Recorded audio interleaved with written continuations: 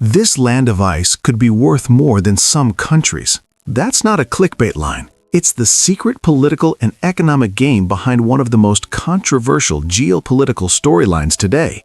Why President Donald Trump is pushing so hard to control Greenland. This isn't just about politics. It's about resources worth potentially trillions, global supply chains, new supercharged shipping lanes, and the future of wealth and power in the 21st century. If you want to understand how money, power, and global events shape real wealth, make sure you subscribe to this channel.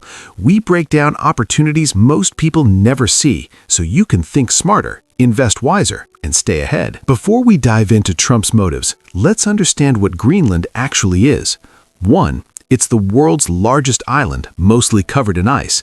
2. A semi-autonomous territory of Denmark, not an independent country. 3. Its current economy is small, mostly fishing and local services. But beneath that ice lies potential economic power worth enormous sums. Here's where the trillion-dollar part comes in. 1. Rare earth minerals.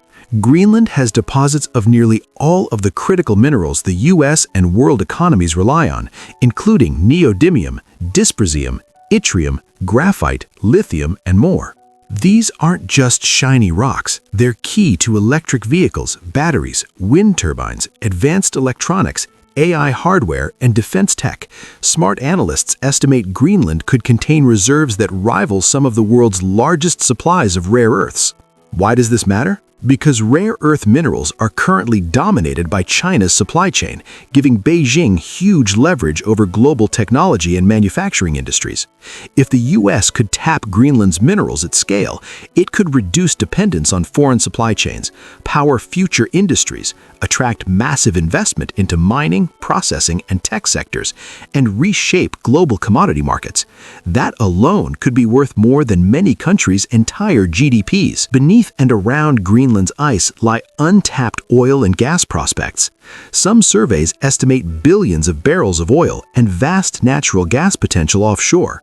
Granted, environmental concerns and Greenland's own policy decisions have slowed exploration, but as climate change continues to reshape access and extraction methods, Greenland's hydrocarbon prospects still attract interest from global energy players. Another piece of the wealth puzzle isn't underground, it's on the surface of the sea.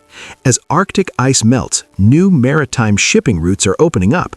The Northwest Passage above Canada, transpolar sea routes across the Arctic, and shortcuts between Asia, Europe, and North America. These routes could slash shipping times and costs by up to 30 to 50%, bypassing choke points like the Suez Canal. Greenland lies strategically along these routes, meaning control or influence over it means influence over future global trade flows. For global investors, think of it as owning land next to the world's next major highway before it's even built. Greenland's importance isn't just economic. It's strategic. The U.S. already has military presence through Pituffik Space Base, used for missile warning and surveillance, a critical asset given Greenland's proximity to Russia and the Arctic region. And while Trump's rhetoric about ownership has been controversial, the deeper subtext is clear. Control over Greenland grants strategic leverage in a region where Russia and China are also expanding their presence. So why is Trump so vocal about Greenland?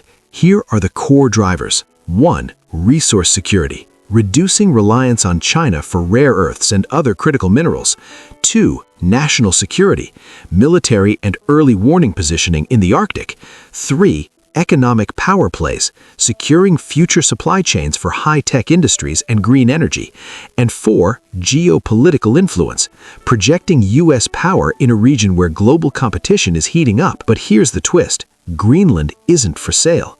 Danish and Greenlandic leaders have repeatedly rejected the idea that the island could be bought or transferred.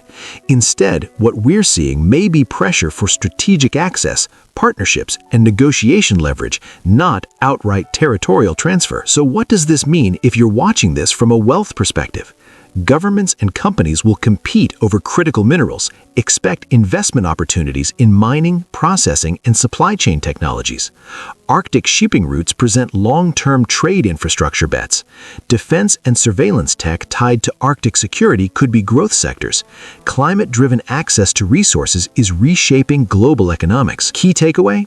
Greenland is a flashpoint where geopolitical strategy, resource economics, and global power intersect. It's not just ice, it's potential trillions in wealth and influence. If you found this breakdown insightful, like, subscribe, and hit the bell, because we'll continue unpacking how geopolitical shifts shape the future of wealth. Drop a comment. Which Greenland resource do you think matters most? Rare earths, oil, or shipping lanes? See you in the next video.